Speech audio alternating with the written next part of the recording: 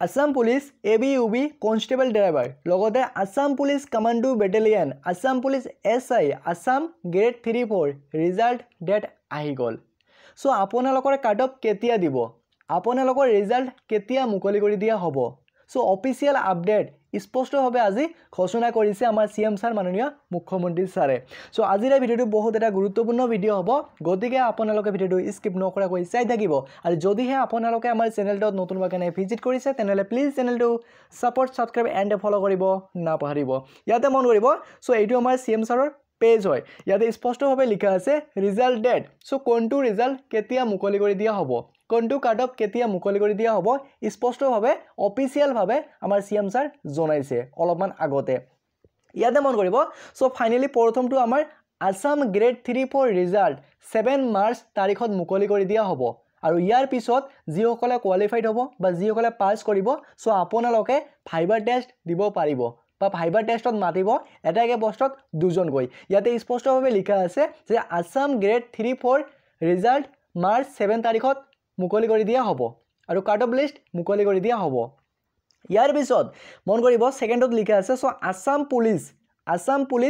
SI পদ Assam police SI পদৰ result 6 March তাৰিখে মুকলি কৰি দিয়া হ'ব আৰু ইয়াৰ পিছত আসাম পুলিচ কনষ্টেবল মানে আসাম পুলিচ ABUB 12 মাৰ্চ তাৰিখত আপোনালোকৰ কাট অফ মুকলি কৰি দিয়া হ'ব যেটো বহুতে ক'ব পাৰে সো ইয়াতে মই লিখা নাই এটো আমাৰ ৰিজাল্ট হ'ব নে কাট অফ হ'ব সো আপোনালোকৰ ৰিজাল্ট হ'ব মানে আপোনালোকৰ কাট অফ হ'ব ঠিক আছে আপোনালোকৰ কাট অফ হ'ব ৰিজাল্ট হ'ব যেটো এক্সামৰ আগতীয়াকৈ ফাইনালি ড্ৰাইভিং টেষ্টটো কমপ্লিট হ'ব লাগিব তাৰ পিছতহে আপোনালোকৰ সকলোৰে এটা এক্সাম হ'ব মাল্টিপল চইচ এক্সাম বুলি কোৱা হয় এটা এক্সাম হ'ব সেইকাৰণে আপোনালোকৰ কাট অফ লিষ্ট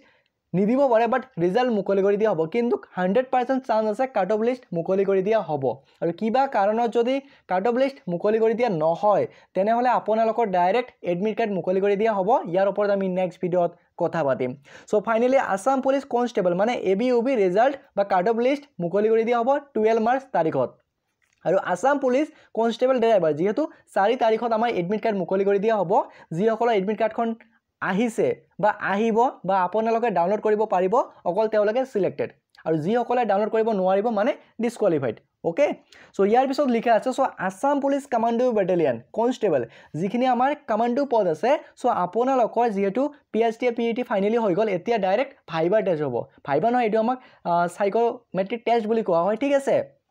অলপমান মানে 20 মাৰ্কৰ টেষ্ট হ'ব এটা সো এই টেষ্টটো আপোনালোকৰ 27 তাৰিখৰ পিছত মানে এপ্ৰিল মাহত আপোনালোকে এই টেষ্টটো আৰম্ভ কৰিব মানে 27 মাৰ্চত আপোনালোকৰ ৰিজাল্ট দিব যে আপোনালোকে কিমান জনে কোৱালিফাইড কৰিছে ওকে লগতে বন্ধু বান্ধৱীসকল কিবা যদি ক'বলগীয়া থাকে তেনেহলে কমেন্ট কৰি জনাব আৰু আমাৰ CM স্যাৰ মাননীয় মুখ্যমন্ত্ৰী স্যাৰে কি কৈছে ইয়াৰ ওপৰত আমি নেক্সট ভিডিওত কথা পাতিম সো আজিৰ কাৰণে এইটো আছিল এটা গুৰুত্বপূৰ্ণ ভিডিওটো যদি ভাল পালে তেনেহলে সকলো বন্ধু বান্ধৱীকে শেয়াৰ কৰিব লগতে চেনেলটো